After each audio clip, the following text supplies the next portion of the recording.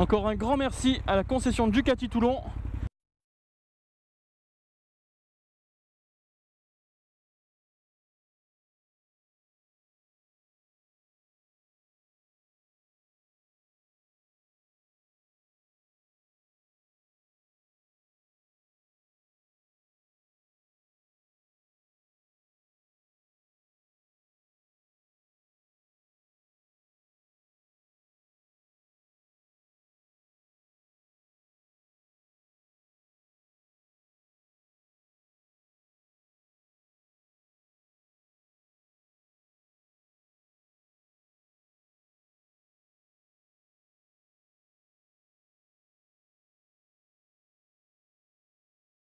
Bonjour à tous, j'ai l'immense joie de vous présenter la Ducati Monster 1200 S de 2017. Son moteur est un bicylindre en L d'une cylindrée de 1198 cm3. Il fait 150 chevaux et développe un couple de 12,9 m/kg à 7750 tours minute. Pour le train avant, nous avons une fourche inversée Öhlins d'un diamètre de 48 mm et d'un débattement de 159 mm. Et pour le freinage, nous avons deux disques de 330 mm freinés par des étriers Brembo 4 pistons. Pour le train arrière, nous avons un amortisseur central Öhlins réglable d'un débattement de 159 mm. Et pour le freinage, nous avons un disque de 245 mm freiné par un étrier Brembo double piston. Vous aurez remarqué ce petit détail, le pot n'est pas d'origine, c'est un Terminioni modèle carbone. Pour les phares, nous avons des ampoules avec au milieu une bande de LED qui est magnifique. Et pour les clignotants, c'est les Ducati. Vous voyez comme ils sont beaux?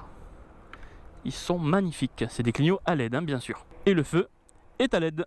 Cette belle italienne fait en ordre de marche à peu près 210 kg, possède un réservoir de 17,5 litres et une hauteur de selle qui passe de 795 mm à 820 mm en quelques secondes. Démonstration. C'est hyper facile. Vous avez la petite serrure dessous la selle. Vous enlevez la selle. Là, les tampons se retirent. Ici, la tige se descend et on remet la selle. C'est hyper facile. Hop, et voilà. Ça m'a pris 20 secondes. Hop. Alors mes premières impressions, je suis sur une moto qui fait 210 kg et pourtant franchement, j'ai l'impression d'être sur une moto qui fait 180 kg. Tout juste, hein. Les masses apparemment sont très bien réparties et vraiment super quoi. Premier ressenti vraiment très bien. La selle est très fine, mais alors très fine, ça c'est génial. Mes jambes sont légèrement fléchies, mes deux pieds sont posés à plat par terre. Là j'ai le buste complètement droit. Et vous voyez, je suis à là 3 cm des poignets. Hop, je m'incline hyper légèrement en avant. Alors c'est vraiment un zeste. La position est superbe. Excellente. Pour le guidon, nous avons une largeur totale de 85 cm et en hauteur, nous avons 104 cm. Le levier de frein et le levier d'embrayage sont réglables en fonction de la taille de vos mains. L'embrayage est hydraulique. Pour les commandes, nous avons le coupe-circuit, la gestion des ampoules ou de la bande de LED, je vais vous montrer. Et là, nous avons les warnings. À gauche, nous avons feu de croisement et phare, appel de phare bien sûr ici, défilement des modes du cadran gauche, défilement des modes vers le bas du cadran droit, les clignots et sélecteurs de mode de conduite, sport, touring ou rain, et le klaxon. Là on a un éclairage faible, et là c'est bien plus fort. Allez, contact et vous allez voir que le compteur est magnifique. Là le sigle apparaît, Racing Evo, ça veut dire qu'elle est en full. Les petits voyants utiles, donc clignotants des deux côtés, la bande de LED, allumée ou pas, le traction control, le niveau d'huile, le neutre, l'ABS, plein phare. Et en haut, nous avons problème moteur ou témoin d'essence. Et là, ça clignote au milieu quand ça vous conseille de passer les rapports. Vous voyez, le compteur est magnifique. Vous avez l'heure en haut, le contour, la vitesse instantanée. Là, j'ai la béquille. Hop, et voilà, ça vient de s'effacer parce que j'ai enlevé la béquille. Le témoin de rapport engagé, la température moteur, la jauge à essence, les niveaux d'assistance, donc ABS qui est à 3, DCT c'est le traction control, et DWC qui est le Ducati Wheeling Control. Ça veut dire que vous pouvez gérer votre niveau de cabrage en gros. Plus ça va être fort, moins elle va se lever. Et plus ça va être faible, plus elle va se lever. Et l'injection va couper pour pas perdre le contrôle de la moto.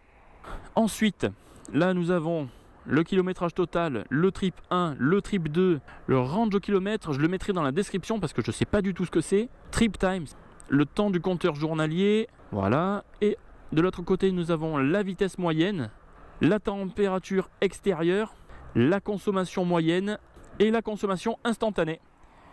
Si je reste appuyé sur le petit bouton des modes de pilotage, je vais avoir tous les paramètres du compteur et il est assez complet.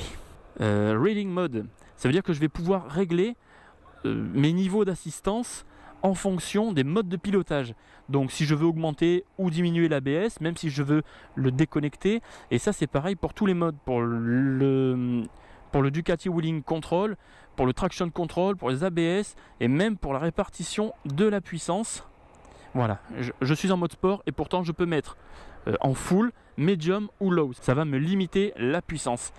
Ensuite, nous avons la possibilité de changer l'affichage du compteur, l'éclairage du compteur, on peut le mettre en automatique ou alors on peut régler les niveaux d'éclairage du compteur. Nous pouvons mettre un code sur la moto apparemment. Nous pouvons chronométrer les tours. Donc si on va sur un circuit, on peut, là il y a l'option lap, on peut chronométrer nos tours. Dans les infos, nous avons le voltage de la batterie. Enfin, c'est hyper complet. Et encore autre chose que je ne sais pas, bien sûr, je ne sais pas tout sur la moto, mais il y a plein de choses. Et il est maintenant l'heure de la démarrer. Je suis en on. Ouh! Oh là là là là! Magnifique!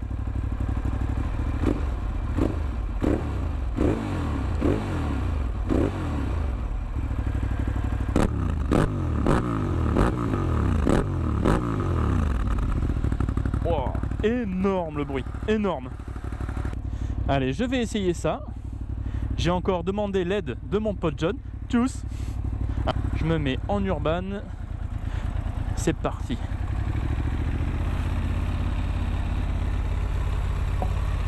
Mes premières impressions sur 10 mètres, c'est impressionnant.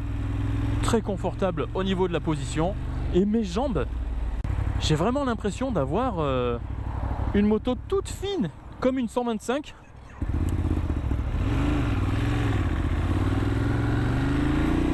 J'ai oublié de préciser, mais il y a le shifter sur cette moto là. Attention. C'est vraiment sympa le shifter. En plus c'est un shifter up and down qu'on peut aussi désactiver ou ne passer qu'en up. Vraiment mes premières impressions, un ressenti très agréable. Une super position, un petit peu surélevée comme la 821, mais vraiment entre les cuisses j'ai vraiment quelque chose de très fin. Comment ça? Non, non. En fait je suis assis sur un véhicule assez fin, voilà, je précise, ne jouons pas sur les mots. Un réservoir très fin, voilà, pour préciser. Elle est très bien équilibrée. Je le vois surtout à basse vitesse. Vraiment, je la sens très bien. Impressionnant. Pour les régimes moteurs, à 110, je suis à 4200 tours minute. Et à 130, je suis à 5000 tours minute. Elle se roule comme un vélo. Vraiment légère. Dans la direction, dans le guidon, vraiment très légère. Je sens pas trop de poids sur l'avant. Vraiment très bien équilibré. Vraiment, regardez. Voilà. Elle est juste bluffante. Super bien équilibrée. Une facilité. J'ai pas l'impression d'avoir un 1200 en fait. J'ai l'impression d'avoir un petit 500 cm3. Là, je suis en urban. Et je peux vous dire que déjà, il y a pas mal de coffres dans le moteur. Et j'ai hâte d'essayer le mode sport pour voir vraiment ce qu'elle développe. Mais ça va être scotchant à mon avis. Une facilité à emmener, mais affolant quoi. C'est affolant. elle passe d'un virage à un autre, elle se couche toute seule. C'est impressionnant. Par rapport à la 821 que j'ai essayé la semaine dernière, il faut jouer un petit peu du contre-braquage pour la coucher. Et bien celle-là, même pas. On décide l'inclinaison qu'on veut prendre et la moto s'inscrit toute seule dans le virage, dans la courbe. Regardez-moi ça, à une main, tranquille, je pourrais me recoiffer tranquillement et la moto me met en confiance sans problème. Le châssis, je sens que c'est le top, assez rigide, les suspensions sont bien, elles sont confortables et je vois qu'elles sont très présentes parce que il y a de la fermeté quand même, mais en même temps il y a de la souplesse, c'est pas du tout tape-cul.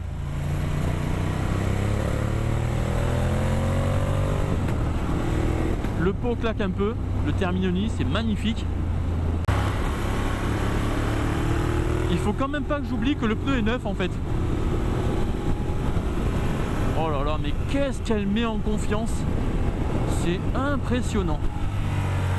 Le freinage, je vous en parle même pas, c'est hyper puissant, très progressif. Là on sent qu'elle commence à bien envoyer la sauce en mode touring.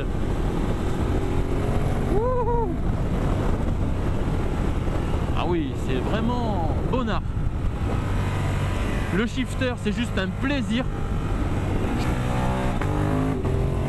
Vous entendez le bruit? C'est génial, génialissime.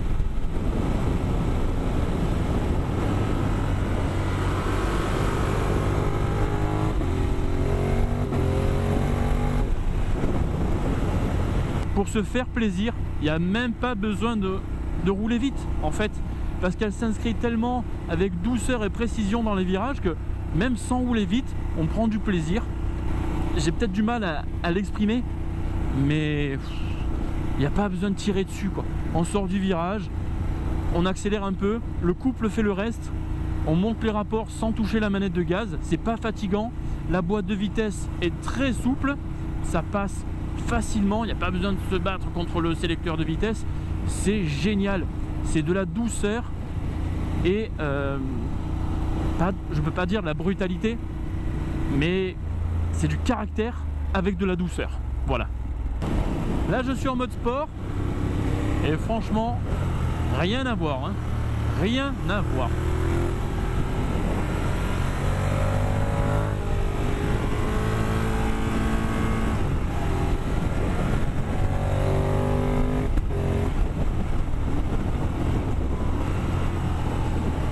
Vraiment ça secoue pas mal du tout. Elle se lève hein, de l'avant, ça c'est pas étonnant, elle se lève. 2/3, elle se lève hein. Sans problème, donc faut faire très attention.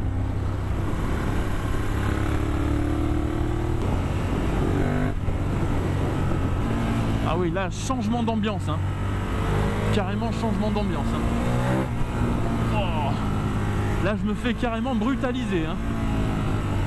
Pour ceux qui aiment la sportivité, ils seront servis. Alors attention au frein arrière hein. Oh, il bloque mais rapidement. Bon, il y a l'ABS hein, bien sûr, heureusement. D'ailleurs je sais pas à combien je suis parce que ABS 1, d'accord, c'est pour ça. Parce que là j'ai pas eu l'impression qu'il m'a beaucoup aidé l'ABS. Attention, si vous déconnectez les ABS, le frein arrière est très puissant et il vous bloque la roue assez vite. Ah ouais, non mais là ouf. Là c'est vraiment changement d'ambiance quoi. Oh là là là là, je me fais brutaliser là. Ouh. Oh là là, ça lève hein. Ça lève, ça lève.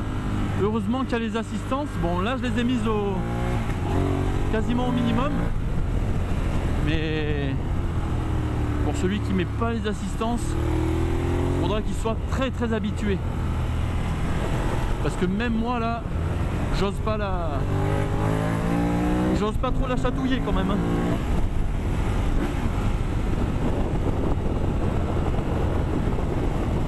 Et encore je dépasse pas les 6000 tours parce qu'elle est en rodage.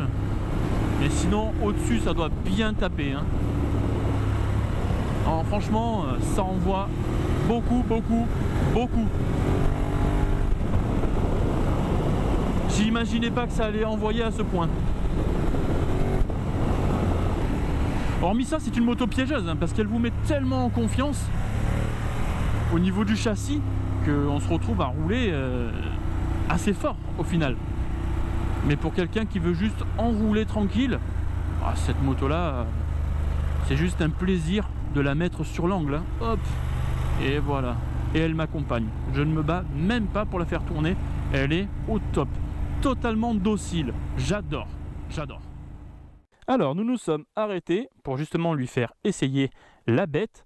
Je l'ai bien sûr mis en mode touring avec des assistances un peu plus prononcées, on va dire, un peu plus actives, parce que franchement, faut pas la sous-estimer cette petite meule, je vous le garantis.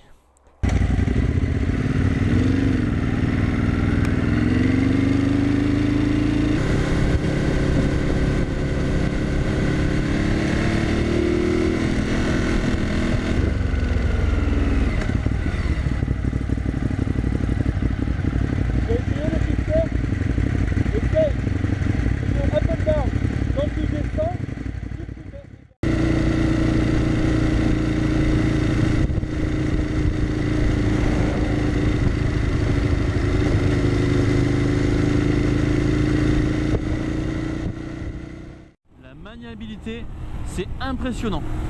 Je suis à plus de 100 km/h, vous voyez, et la maniabilité de la moto, c'est juste affolant, quoi. Affolant. C'est un vélo, un vrai vélo. Un départ a été 0-100 km/h à bloc.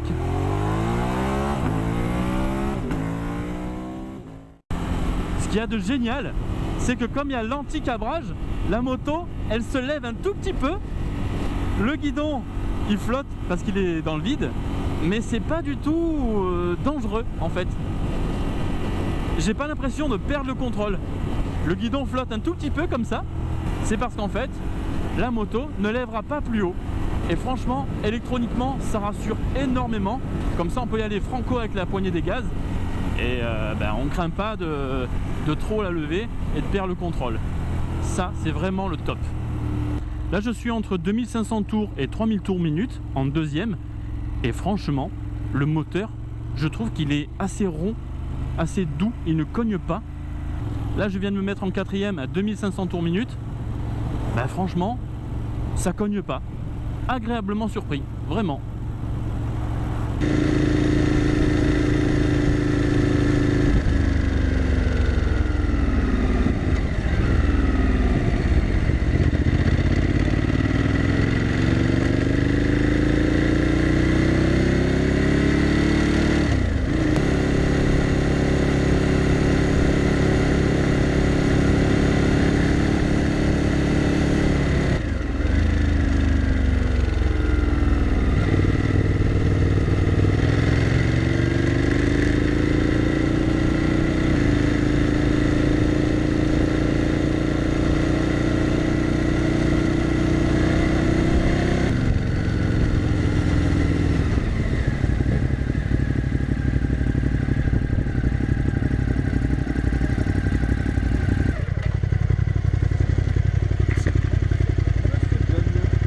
J'ai choisi ce lieu pour faire un petit débrief avec toi, John.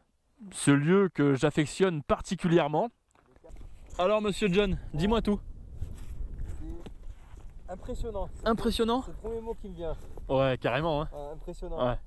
Niveau châssis, bon, ça, une légèreté. Ouais, t'as vu ? Incroyable. Mais c'est un vélo. C'est un vélo. 2021, à côté, elle est lourde. Ouais.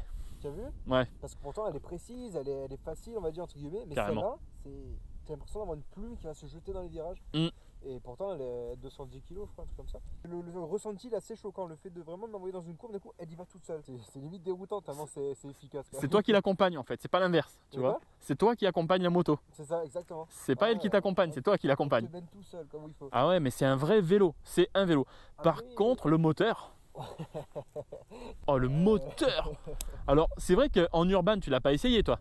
Non, c'est que du touring. Eh ben, c'est doux, il y a du coffre, c'est très plaisant. Mais alors, dès que tu commences à passer en touring Et après en sport, tu te fais secouer comme un cocotier, surtout en sport. J'allais venir justement, je trouve que le touring, même si bon, tu as de la puissance derrière, il est quand même assez souple si tu gères bien tes gaz. Je veux dire, tu n'as pas d'à-coup, c'est pas d'un coup trop violent, tu peux conduire. Oui, c'est parce que touring, tu as une répartition de la puissance qui est plus linéaire. Voilà, c'est normal. Et c'est super agréable. Par contre, dès que tu ouvres un peu les gaz, laisse tomber. Ouais, mais je pense que le touring va être le mode le plus utilisé par le conducteur lambda, tu vois. Je pense aussi c'est le plus agréable. Mais sinon, non, niveau ressenti, c'est une putain de bécane. Hein. Ah ouais. Clairement, c'est une bécane de fou. Ouais. Ah ouais. La position est bien, le guidon un peu plus bas que la tienne. Ouais. Alors, donc une position un peu plus sport. C'est un ressenti, mais je me sens plus haut perché. Ah ouais? Que sur la mienne. Alors c'est peut-être un ressenti. Hein. Ouais. Mais je sais pas, le fait qu'elle soit plus fine peut-être, entre les jambes, j'ai l'impression d'être plus... Ah ouais, t'as vu la finesse entre les jambes, c'est impressionnant. Ah, c'est génial. Le freinage, bon, les suspensions, génial. Bon, ça, elles sont fermes et à la fois confortables. C'est ça, tu sens rien. Le châssis est super, le couple est génial. Franchement, les défauts de cette moto, c'est juste qu'elle va pousser au vis. Ouais, bah oui. Si t'es quelqu'un d'un peu nerveux, elle va pousser au vis, mais sinon, t'as pas de défaut en fait. Hein. C'est ça. Elle vaut clairement son prix en fait. Ouais. Je trouve qu'il n'y a rien, il n'y a pas trop de défauts, même niveau finition et tout, je la trouve vraiment top en fait. Le petit défaut, je vais dire, quand tu coupes les assistances, le frein arrière, il bloque instantanément. Ouais, il est trop performant. Ouais. Instantanément. Ouais. Même j'ai mis l'ABS à 1 quand j'étais en sport tout à l'heure. La moto, elle s'est mise en travers, l'arrière s'est bloqué tout de suite. Elle lève très facilement, même en 3, hein, elle lève sans problème. Et ça va être le petit défaut, entre guillemets, quand tu coupes les assistances, ça va être vraiment très très brutal. Donc, faut laisser les assistances. Enfin, c'est un défaut sans être un défaut, parce qu'au contraire, celui qui cherche des performances, ben, il les a. Hein. Il les a. Après, c'est vrai que d'un côté, tu peux quand même être tranquillou, prendre ta petite balade. Ouais. C'est pas frustrant du tout. Parce que tu prends du plaisir, même sans tirer dedans. C'est exactement ça. Tu as la limitation de vitesse et tout, mais avec le couple, la barre régime, la sonorité, le châssis, tu es confortable. En parlant de sonorité, le Terminioni. Très fort. Ah, très fort. Hein. Et il est chicané. Hein. Il est chicané. Alors, oh, le truc. La sonorité, c'est magnifique. Ah oui. C'est très masculine. Hein. C'est costaud. Quoi. Ouais. Franchement, niveau d'oreille, c'est costaud. Très costaud, ouais. Les pneus d'origine, au top. Bah, Diablo Rosso, ça, on les présente plus. C'est clair. J'ai les mêmes sur la 821. Ouais, ils sont au top, ils sont parfaits. Voilà. Bon, eh bien, merci. Merci pour m'avoir aidé dans cette vidéo. Merci pour cet essai. Mais de rien, c'est toujours bien d'avoir un avis secondaire. Ok, allez, merci John. Et nous, je vous dis à bientôt. Encore merci à la concession Ducati Toulon pour m'avoir prêté cette super bécane. Et si tu as aimé ce test, n'hésite pas à liker, commenter ou t'abonner à ma chaîne. J'ai aussi dans la description le lien de ma page Facebook où j'annonce tous mes essais. Mes prochains essais, en fait tout ce qui touche un petit peu à la moto. Il y aura plein d'autres essais et je vous dis à la prochaine. Ciao. Juste pour vous donner 2 précisions avant de vous quitter, l'angle de braquage n'est pas énorme et en consommation, avec une conduite assez mixte, mais j'ai quand même tapé dedans, j'ai pas été super souple avec la poignée des gaz, j'étais à 6 litres de moyenne. C'est impressionnant. Entre les cuisses, je la sens très bien. Vraiment, entre les cuisses, j'ai quelque chose de très fin.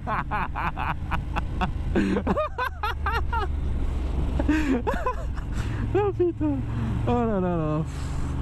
Aïe aïe.